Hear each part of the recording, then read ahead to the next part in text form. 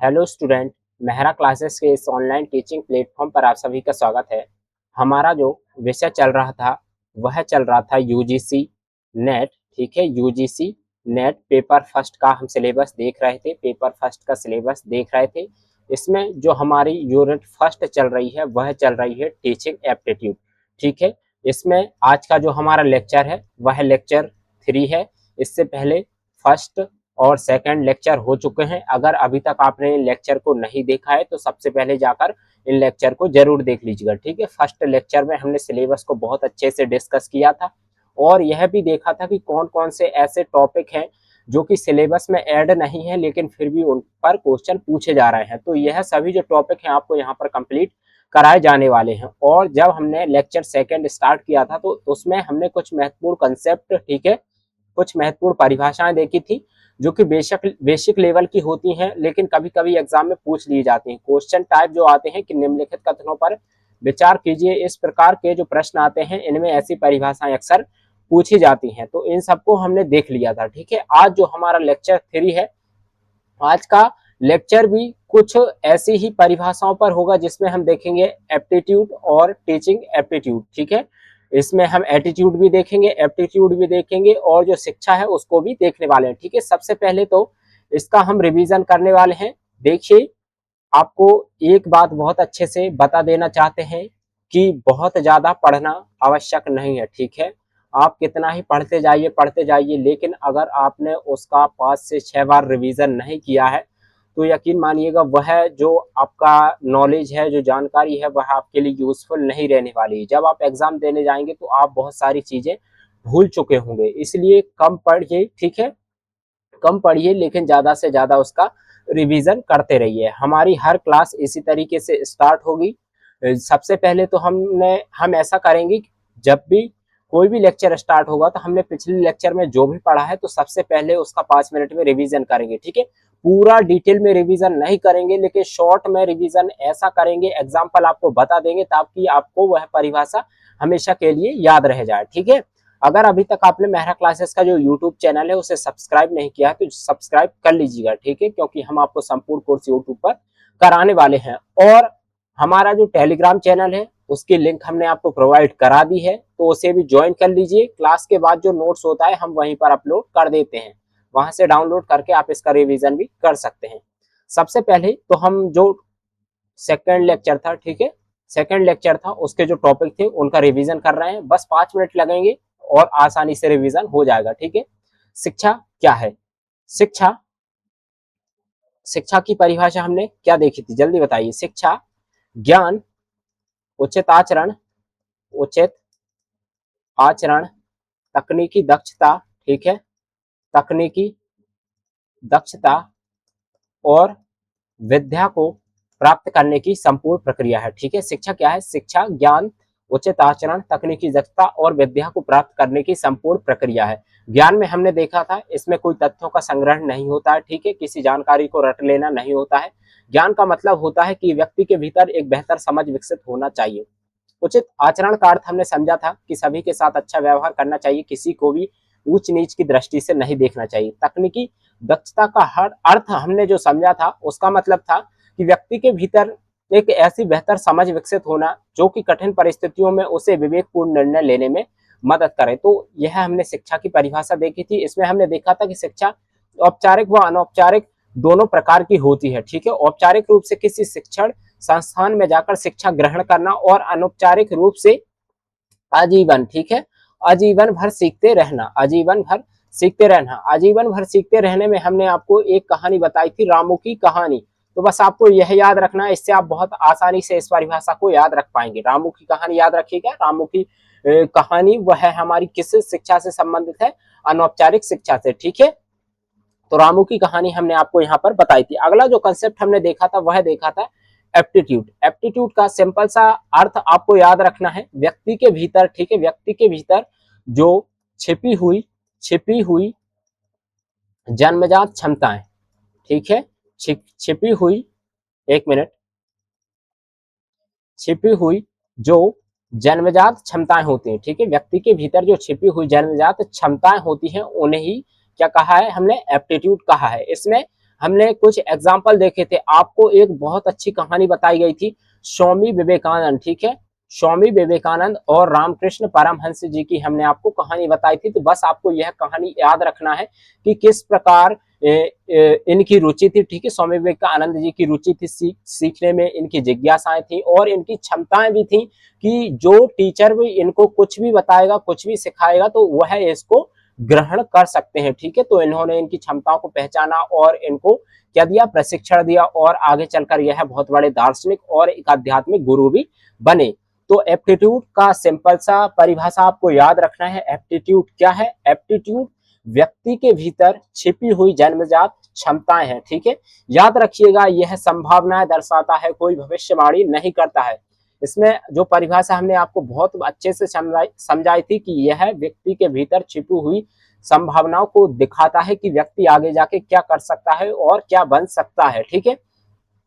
और एक और एग्जाम्पल हमने इसमें देखा था अमित और सुमित की कहानी के माध्यम से। इसको हमने समझा था कि किस प्रकार एक जो संगीत सिखाने वाले टीचर आते हैं, ठीक है, विद्यालय में आते हैं, वह कोई भी सुर निकालते हैं और उसी पर अमित का अच्छा रिएक्शन होता है, वह बेंच पर बहुत अच्छी उस सुर की ताल को निकाल लेता है, ठीक है। और यहाँ से बहुत अधिक संभावना होगी कि अमित आगे जाकर बहुत बड़ा संगीतज्ञ बने, लेकिन ऐसा सुमित नहीं कर पाता है। तो उसकी कोई रुचि भी नहीं थी संगीत में, लेकिन इसकी रुचि यहाँ पर दिखा रही थी और जब इसको प्रशिक्षण दिया गया तो यह आगे जाकर बहुत अच्छा संगीतज्ञ भी बन सकता है, ठीक है, सिंगर बन सकता है। तो ये दोनों एग्जाम्पल को आपको याद रखना है। शिक्षा में कौन सा एग्जाम्पल याद रखना है? शिक्षा में आपको रामू की कहानी याद रखना है, और जो एप्टीट्यूड है उसमें आपको अमित और सुमित और स्वामी रामकृष्ण परमहंस और जो हमारे स्वामी विवेकानंद है उनकी कहानी याद रखना है, ठीक है। दोनों कहानी आपको याद रखना है, तो इससे आप बेहतर तरीके से समझ पाएंगे। आज का जो हमारा महत्वपूर्ण कंसेप्ट है वह है एटीट्यूड।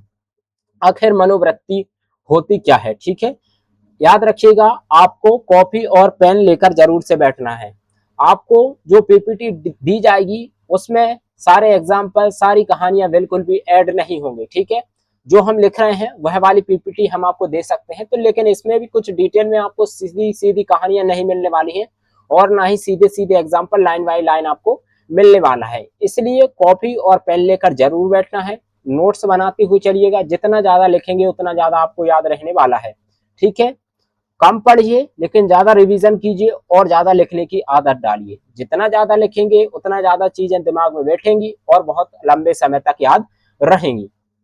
चलिए, अगला जो कंसेप्ट है वह है एटीट्यूड। एटीट्यूड आखिर होता क्या है, मनोवृत्ति होती क्या है, इसको हम एक परिभाषा के माध्यम से समझेंगे। कोई भी ऐसी बहुत बड़ी, ठीक है, कठिन परिभाषा नहीं देंगे आपको, बिल्कुल आसान शब्दों में, अपने शब्दों में परिभाषा आपको बनाकर दे रहे हैं। तो बस वही आपको पढ़ लेना है, आपको एग्जाम्पल बता दिए जाएंगे तो उसके माध्यम से आप इसे हमेशा भी याद रख पाएंगे, ठीक है। एटीट्यूड की परिभाषा क्या होती है? किसी भी, ठीक है, परिभाषा लिखते हुए चलना है। किसी भी, कॉपी पेन लेकर ही बैठिएगा, उसके बगैर काम नहीं हो सकता। किसी भी व्यक्ति, वस्तु, घटना, ठीक है, किसी भी व्यक्ति, वस्तु, घटना एवं परिस्थिति, किसी भी व्यक्ति, वस्तु, घटना या एवं परिस्थिति के प्रति, ठीक है, परिस्थिति के प्रति हमारा जो नजरिया होता है, ठीक है, परिस्थिति के प्रति हमारा जो नजरिया होता है, हमारा जो नजरिया होता है उसे ही हम क्या बोलते हैं? उसे ही हम एप्टीट्यूड बोलते हैं। उसे ही हम क्या बोलते हैं? अभिवृत्ति या मनोवृत्ति बोला जाता है। किसी भी व्यक्ति, वस्तु, घटना एवं परिस्थिति के प्रति हमारा जो नजरिया होता है उसे ही अभिवृत्ति या एप्टीट्यूड बोला जाता है। अब इसको और आसान तरीके से हम समझने वाले हैं एग्जाम्पल के माध्यम से, ठीक है। यह कितने प्रकार का होता है? यह 3 प्रकार का होता है। पहला होता है पॉजिटिव होता है, एक होता है न्यूट्रल होता है और अगला जो होता है हमारा नेगेटिव होता है। तीनों को एग्जाम्पल के माध्यम से समझेंगे ताकि आपको यह चीजें लंबे समय तक याद रखें। पॉजिटिव एटीट्यूड क्या होता है, ठीक है, आप जो एटीट्यूड को जो वर्ड यूज करते हैं ईगो के सेंस में, वह यहाँ पर नहीं है, ठीक है। जब हमें कोई भी चीज पता नहीं होती है तो हम उसका गलत अर्थों में यूज करते रहते हैं। तो आज इस परिभाषा को समझने के बाद आपको यह बात समझ आ जाएगी कि एटीट्यूड जो वर्ड है उसका कहाँ यूज किया जाता है। पॉजिटिव नजरिया, ठीक है, पॉजिटिव नजरिया, सकारात्मक नजरिया क्या होता है। मान लीजिए एक छात्र है, ठीक है, एक छात्र है जो कि बहुत अच्छा है पढ़ने में, और किसी कारणवश मान लीजिए घर में कोई ऐसी परिस्थितियां आ गई, ठीक है, उसने साल भर पढ़ा लेकिन एग्जाम के टाइम घर में कुछ ऐसी परिस्थितियां आ गई कि वह पढ़ नहीं पाया और क्या हुआ, एग्जाम में फेल हो जाता है, ठीक है, एग्जाम में फेल हो जाता है। तो फेल होने के बाद उसका जो नजरिया होता है, उसका जो एटीट्यूड होता है, वह यह नहीं होता है कि अरे मैं तो फेल हो गया, अब क्या होगा, आगे पढ़ाई नहीं हो सकती है, ऐसा उसका कोई भी एटीट्यूड नहीं होता है, ठीक है। क्योंकि उसने साल भर पढ़ाई की थी तो उसका जो एटीट्यूड था वह पॉजिटिव था। तो फेल होने के बाद भी उसका परीक्षा के प्रति, उसका पढ़ाई के प्रति जो नजरिया रहा कि कोई बात नहीं, इस बार फेल हो गया लेकिन अगली बार मैं और ज्यादा मेहनत करूंगा और स्कूल में बल्कि अपने जो शहर है उसमें भी टॉप करूंगा। और आखिर ऐसा ही होता है, उसके पॉजिटिव नजरिए के कारण ही वह शहर में टॉप करता है, ठीक है, शहर में जो कक्षा होती है अपनी उसमें टॉप करता है। तो उसके नजरिए ने ही उसका एक व्यक्तित्व बना दिया, ठीक है, उसका जो पॉजिटिव नजरिया था उसने उसको मोटिवेट रखा कि हाँ मैं कर सकता हूँ, कर सकता हूँ, कर सकता हूँ। ऐसा ही एटीट्यूड आपको भी रखना है, ठीक है। देखिए जीवन में सफलताएं और असफलताएं तो आती रहती हैं, उनसे डरना नहीं है। जीवन संघर्ष का ही नाम है, ठीक है, इसलिए मेहनत करते रहना है। अपना जो नजरिया है वह पॉजिटिव ही रखना है, ठीक है। याद रखिएगा, गौतम बुद्ध ने एक बात कही थी कि आकांक्षाएं देर सवेर सच होती हैं, इसलिए जो भी सोचना है बिल्कुल सोच समझ कर सोचिए, ठीक है। आप जो भी सोच रहे हैं वह एक ना एक दिन आपको प्राप्त हो जाएगा और वह सच भी होगा। इसलिए अपना जो नजरिया है किसी भी चीज के प्रति बिल्कुल पॉजिटिव रखना है, नेगेटिव नहीं होना है, ठीक है। अच्छे से निरंतर पढ़ते रहना है, संघर्ष करते रहना है। सफलताएं आएंगी, असफलताएं आएंगी, लेकिन डगमगाना नहीं है और अपना नजरिया बिल्कुल पॉजिटिव रखना है। अगला जो है नेगेटिव, अगर यही छात्र, ठीक है, अभी और एक एग्जाम्पल के माध्यम से समझाएंगे आपको, लेकिन अभी इसी एग्जाम्पल के माध्यम से समझिए। अगर इसी छात्र का जो एटीट्यूड है वह नेगेटिव हो जाता, अगर नेगेटिव हो जाता तो क्या वह पढ़ पाता आगे, क्या वह अपनी पढ़ाई को कंटिन्यू कर पाता, क्या वह अपने शहर में टॉप कर पाता, ऐसा कुछ भी नहीं होता। व्यक्ति का माइंड जो सोचता है, जिस दिशा में वह कार्य करता है, वैसी ही परिस्थितियां बनने लगती हैं और वैसा ही परिणाम आपके सामने प्रकट होने लगता है। इसलिए नेगेटिव नजरिया बिल्कुल नहीं रखना है, ठीक है। नेगेटिव हम यहाँ पर जो समझाने की कोशिश कर रहे हैं आपको, पॉजिटिव, नेगेटिव और न्यूट्रल एटीट्यूड, उसी के माध्यम से हम आपको लाइफ के कुछ लेसन भी बताते जा रहे हैं, ठीक है। तो आपको समझते हुए चलना है। नेगेटिव नजरिया, कि अगर उसी का नजरिया नेगेटिव हो जाता कि अरे मैं फेल हो जाऊंगा, अब मेरी पढ़ाई कंटिन्यू नहीं होगी, तो यह उसका किसी घटना परिस्थिति के प्रति क्या हो गया, नेगेटिव नजरिया हो गया। मान लीजिए एक और एग्जाम्पल के माध्यम से इसको समझने की कोशिश करते हैं। एक विद्यार्थी हो, स्टूडेंट ले लेते हैं और एक पर्सन ले लेते हैं, ठीक है, एक विद्यार्थी और पर्सन। मान लीजिए बाहर बारिश हो रही है, ऐसे में एक व्यक्ति को ऑफिस जाना है और एक स्टूडेंट को विद्यालय जाना है, ठीक है। अब दिन भर से मतलब सुबह से मान लीजिए कि कुछ घंटे तक बारिश नहीं होती है, लेकिन जब यह बाहर जाने के लिए निकलते हैं तो अचानक बारिश स्टार्ट हो जाती है। ऐसे में इनका जो नजरिया होता है वह पूरी तरह बदल जाता है कि अरे बारिश स्टार्ट हो गई, अब मेरा पूरा दिन खराब जाएगा, ठीक है, कैसे मैं ऑफिस जाऊंगा, कैसे मैं स्कूल जाऊंगा। तो इनका जो बारिश के प्रति जो नजरिया हो गया वह पूरी तरह नेगेटिव हो गया।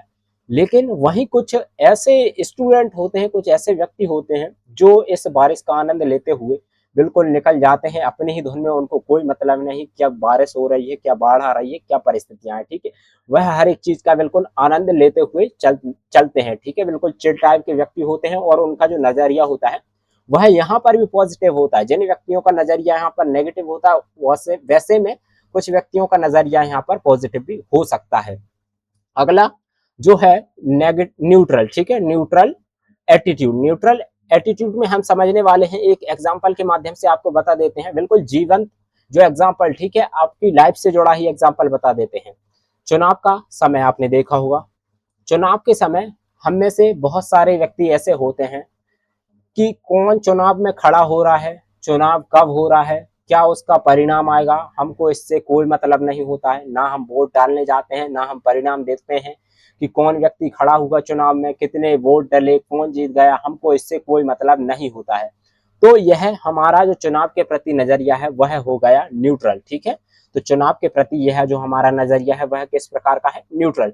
तो हमने 3 एग्जाम्पल के माध्यम से आपको एटीट्यूड को बहुत अच्छे से समझा दिया है। अब आप इसके बाद इस जो डेफिनेशन है इसको तो कभी भी बिल्कुल नहीं भूलने वाले हैं। इतना शानदार तरीके से पढ़ा दिया है कि अगर एग्जाम्पल याद रहे ना तो इसकी परिभाषा बहुत अच्छे से याद हो जाएगी। परिभाषा को एक बार और देख लीजिए और अपने नोट्स में इन एग्जाम्पल को, इन परिभाषाओं को नोट करते हुए चलना है। ठीक है, अगर एग्जाम्पल आपके पास रहेंगे तो परिभाषा आपको बहुत आसानी से याद हो जाएगी। क्या थी परिभाषा? किसी भी व्यक्ति, वस्तु, घटना एवं परिस्थिति के प्रति हमारा जो नजरिया होता है उसे ही एप्टीट्यूड या उसे ही इसको सही कर लीजिएगा, उसे ही एटीट्यूड। ठीक है, सॉरी गलती हो गई होगी, यहाँ पर काट दीजिएगा, इसको एटीट्यूड कर लीजिएगा। ठीक है, क्या है दोनों वर्ड सेम सेम से दिखते हैं इसलिए यहाँ पर गलती हो गई है, तो इसको काट दीजिएगा, इसे एटीट्यूड। ठीक है, अभिवृत्ति, अभिवृत्ति या मनोवृत्ति जो हमारा नजरिया होता है उसे क्या कहा जाता है, एटीट्यूड कहा जाता है। तो हमने कितने 3 टाइप के देख लिए, पॉजिटिव, नेगेटिव और न्यूट्रल। अब हम देखने वाले हैं इसमें मनोवृत्ति के घटक होते हैं। ठीक है, इसमें मनोवृत्ति के घटक इंग्लिश और हिंदी हमने दोनों में ही ऐड कर दिया गया है, यहाँ पर देख लीजिए।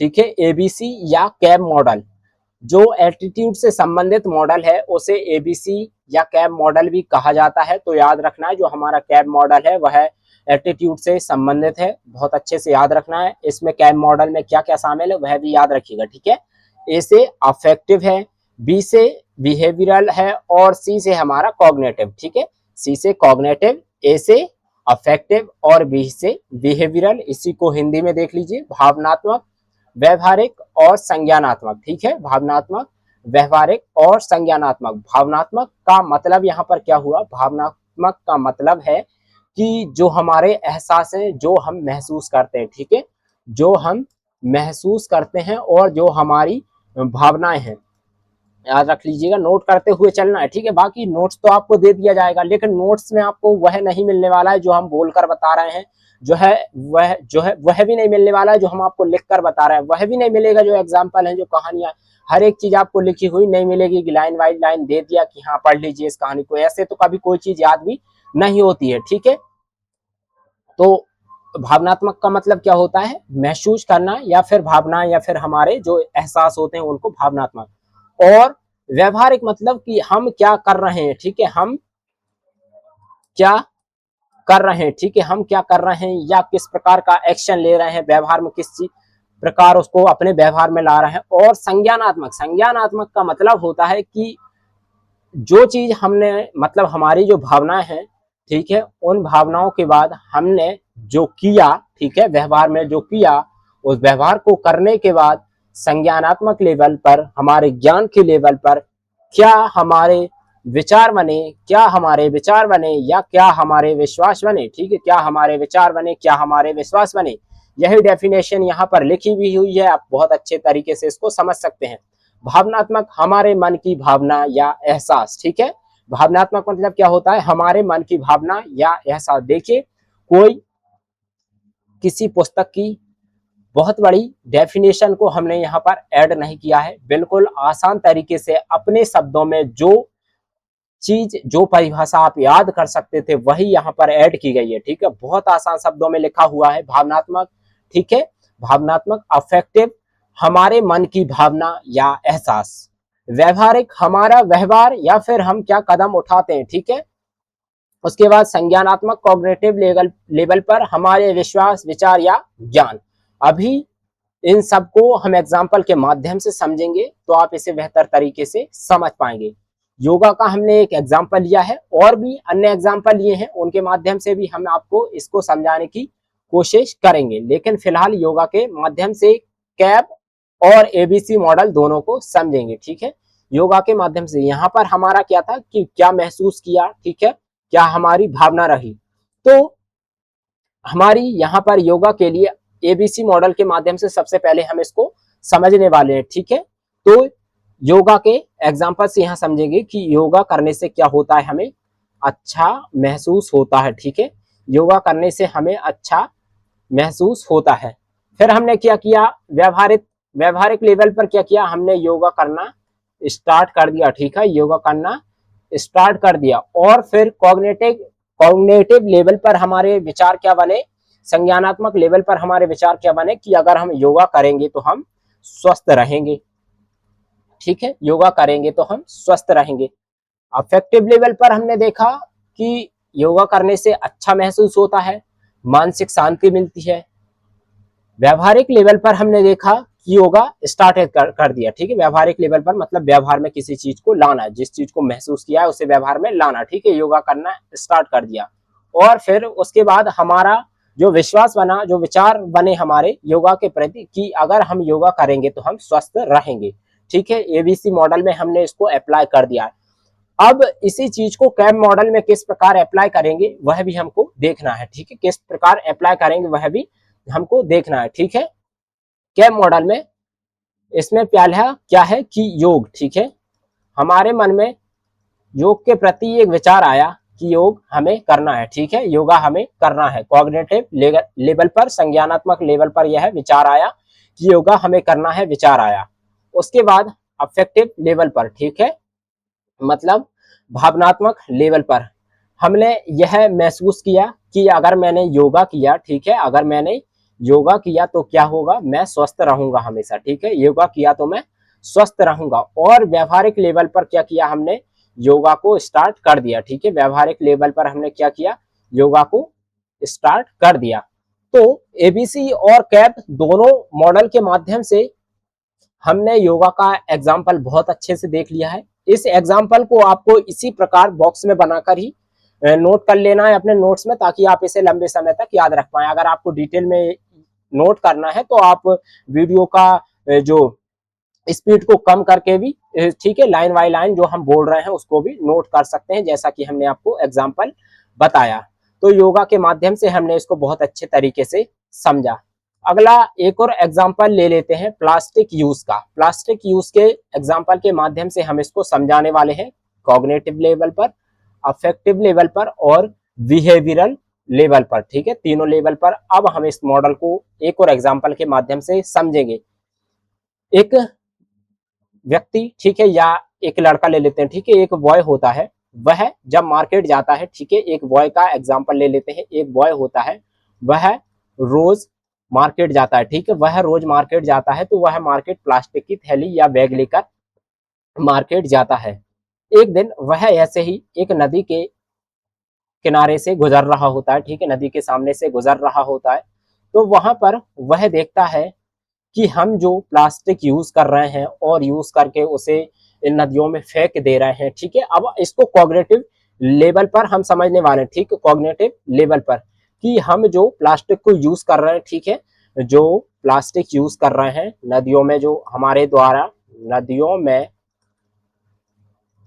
जो प्लास्टिक हमारे द्वारा फेंका जा रहा है, उससे क्या हो रहा है, जीवों को नुकसान हो रहा है। ठीक है, उससे क्या हो रहा है, जीवों को नुकसान हो रहा है। ठीक है, यह उसका विचार है। ठीक है, उसका विचार है, संज्ञानात्मक लेवल पर उसका विचार है कि जब वह मार्केट रोज प्लास्टिक की थैली लेकर जाता है, बैग लेकर जाता है, लेकिन जब उसी दिन, ठीक है, वह नदी के किनारे बैठता है तो वह देखता है कि जब हम नदियों में प्लास्टिक को फेंक रहे हैं तो जीवों को इससे नुकसान होता है। फिर अफेक्टिव लेवल पर उसने फील किया कि, ठीक है, अफेक्टिव मतलब भावनात्मक, क्या महसूस कर रहे हैं हम, क्या फील कर रहे हैं, तो उसने यहाँ पर फील किया कि, ठीक है, फील लिख लीजिएगा यहाँ पर, फील किया कि इससे क्या हो रहा है, जीव हैं जो हमारे क्या हो रहे हैं, विलुप्त हो रहे हैं, उनकी मृत्यु हो रही है।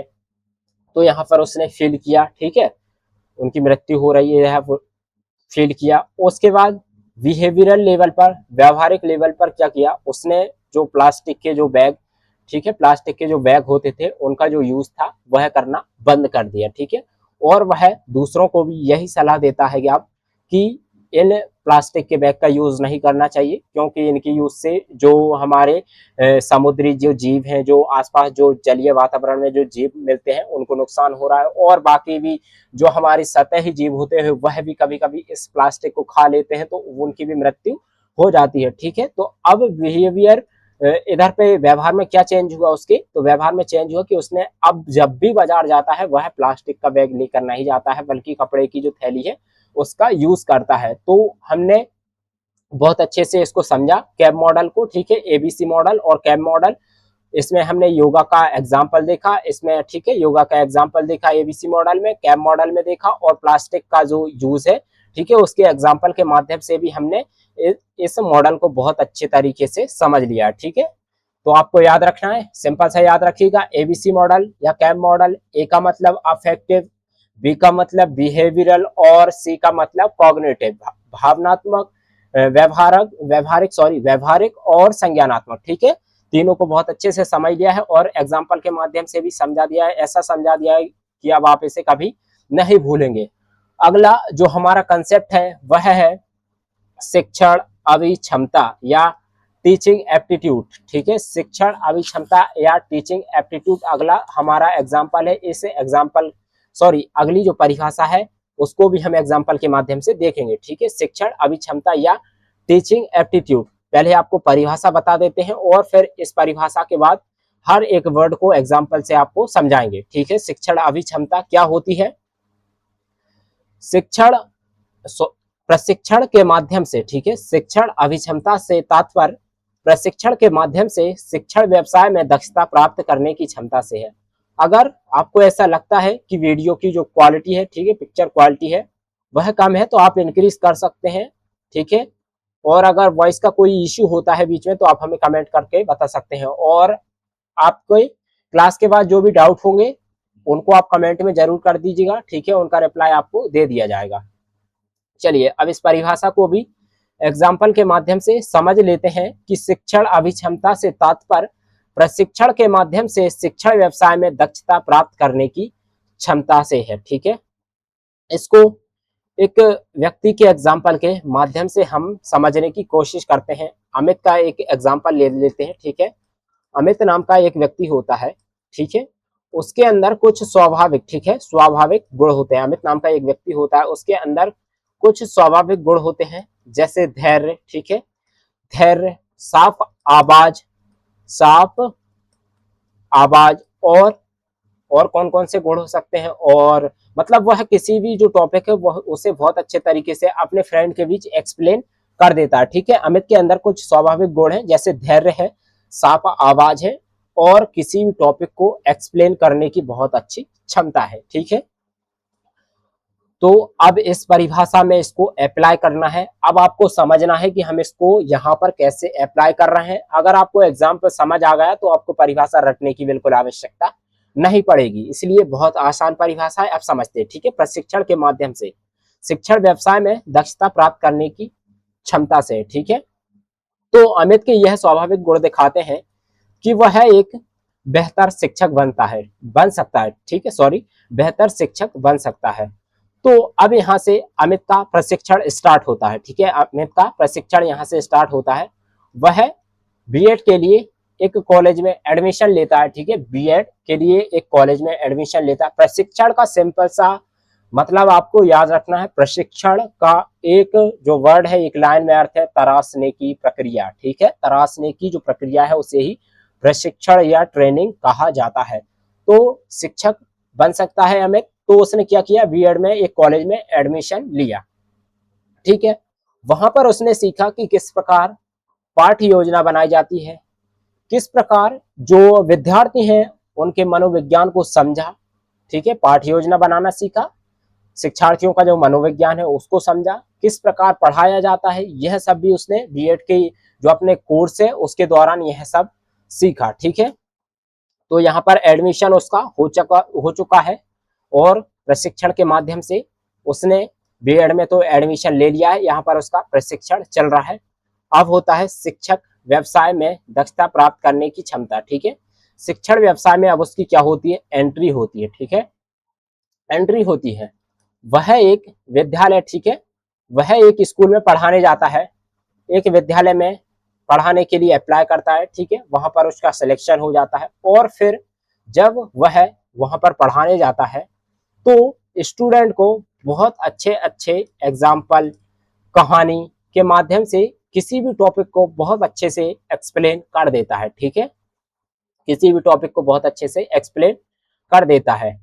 और इन्हीं अच्छे अच्छे एग्जाम्पल को एक्सप्लेन करने की वजह से जो छात्रों का उसके प्रति नजरिया होता है वह बिल्कुल पॉजिटिव होता है, छात्र उसकी तारीफ करते हैं, ठीक है, और उससे उससे क्या मिलता है, बहुत अच्छा मोटिवेशन मिलता है कि अब मैं और बेहतर करूंगा, और वह आगे चलकर, ठीक है, कुछ साल के, 1-2 साल के अनुभव के बाद वह एक दक्ष, कुशल या एफिशिएंट, कुशल का मतलब क्या होता है, एक दक्ष व्यक्ति बनना, ठीक है, कुशल का मतलब होता है एक दक्ष व्यक्ति बनना, ठीक है, एफिशिएंट। तो याद रखना है, इस एग्जाम्पल के माध्यम से इस परिभाषा को समझा, फिर से इसको रिपीट कर दे रहे हैं एक रिदम में, ठीक है, अभी हमने सब कुछ नोट कर दिया है यहाँ पर, अब एक रिदम में इसको क्या कर रहे हैं, हम रिपीट कर रहे हैं, तो आपको समझ लेना है, ठीक है। शिक्षण अभिक्षमता से तात्पर्य प्रशिक्षण के माध्यम से शिक्षण व्यवसाय में दक्षता प्राप्त करने की क्षमता है। अमित के अंदर कुछ स्वाभाविक गुण थे, जिसमें धैर्य, साफ सुथरी आवाज और किसी भी टॉपिक को अपने दोस्तों के बीच एक्सप्लेन करने का एक अच्छा बेहतर तरीका। तो यह संभावनाएं दिखा रही थी कि वह आगे चलकर बहुत अच्छा शिक्षक बन सकता है। यही देखते हुए उसने क्या किया, बीएड में एडमिशन लिया, ठीक है, बीएड में उसने एडमिशन लिया, वहां पर उसने पाठ्य योजना जो है बनाना सीखा, किस प्रकार जो छात्रों का मनोविज्ञान है उसको समझा कि किस प्रकार पढ़ाया जाता है, ठीक है, किस प्रकार जो टीचिंग की फील्ड में जो प्रॉब्लम्स आती हैं उनको सॉल्व किया जाता है, यह सब उसने सीखा। और फिर उसके बाद उसने एक विद्यालय में अप्लाई किया, वहां पर उसकी एंट्री होती है, वह पढ़ाना स्टार्ट करता है, धीरे धीरे धीरे कुछ साल के बाद वह एक कुशल व्यक्ति बन जाता है, ठीक है, एक कुशल शिक्षक बनकर उभरता है। तो यहाँ पर हमने एक बहुत अच्छे एग्जाम्पल के माध्यम से, एक कहानी के माध्यम से आपको इस परिभाषा को समझाने की कोशिश की है। तो आज हमने दो महत्वपूर्ण टॉपिक को बहुत अच्छे तरीके से समझा। कौन कौन से टॉपिक, एक तो हो गया हमारा एटीट्यूड, ठीक है, सॉरी, एक हो गया हमारा एटीट्यूड, ठीक है, एक हो गया एटीट्यूड, और एप्टीट्यूड को भी हमने देखा, दोनों को एग्जाम्पल के माध्यम से समझा है, एटीट्यूड और एप्टीट्यूड दोनों को समझा। और उसके बाद हमने जो समझा टॉपिक वह था शिक्षण अभिक्षमता या टीचिंग एप्टीट्यूड को भी हमने समझा, ठीक है। तो इन सब जो एग्जाम्पल है, जो कहानियां हैं, इनको आपको वहीं पर नोट कर लेना है, जहां जो परिभाषा दी गई है वहां पर एक छोटा सा बॉक्स बना के, ठीक है, शॉर्ट नोट्स आपको बनाते हुए चलना है, ताकि आप जब एग्जाम दें तो उस टाइम पे आपका बेहतर तरीके से रिवीजन हो सके, ठीक है, तो नोट्स बनाते हुए चलना है। और आज हम इस लेक्चर को यहीं पर समाप्त कर रहे हैं, ठीक है, आज इतनी परिभाषाओं को आपको बहुत अच्छे से पढ़ लेना है। कल भी अब हम और परिभाषाएं देखने वाले हैं, ठीक है, परिभाषाओं पर बहुत सारे प्रश्न पूछे गए हैं, आप पीवाईक्यू को जाके देखिए, जब आप पीवाईक्यू का एनालिसिस करेंगे तो आपको समझ आ जाएगा कि कहां कहां की परिभाषा से किस किस प्रकार के क्वेश्चन पूछे गए हैं। याद रखिए, जब हम कोई परिभाषा करते हैं तो वह किसी न किसी व्यक्ति द्वारा दिया गया सिद्धांत हो सकता है। अभी हम आपको आगे और भी परिभाषाएं बताएंगे तो वहां समझाने की कोशिश करेंगे किस प्रकार जो परिभाषाएं सिद्धांत के रूप में कनेक्ट हो रही हैं, ठीक है। आगे हम रायबर्न हो गए, जो हमारे स्मिथ हो गए, और भी बहुत सारे जो मनोवैज्ञानिक हैं, ठीक है, जिन्होंने शिक्षण की फील्ड में वर्क किया है, उन सब के द्वारा दी गई परिभाषाओं को बहुत अच्छे तरीके से देखेंगे, उनको भी ऐसे ही एग्जाम्पल और कहानियों के माध्यम से समझेंगे। अगर अभी तक आपने हमारा यूट्यूब चैनल सब्सक्राइब नहीं किया है तो सब्सक्राइब कर लीजिएगा, और सभी स्टूडेंट टेलीग्राम चैनल जरूर ज्वाइन कर लीजिए, इसका नोट्स आपको वहीं पर मिलने वाला है, ठीक है, वहां से डाउनलोड कर लीजिए इसको, और अच्छे से नोट्स जरूर बनाते हुए चलना है। बार बार बोल रहे हैं, इसका नोट्स बनाना है और बार बार इसका रिवीजन करना है, ठीक है। संपूर्ण कोर्स आपको यूट्यूब पर ही कराने वाले हैं, ठीक है। मिलते हैं नेक्स्ट लेक्चर में, शुक्रिया।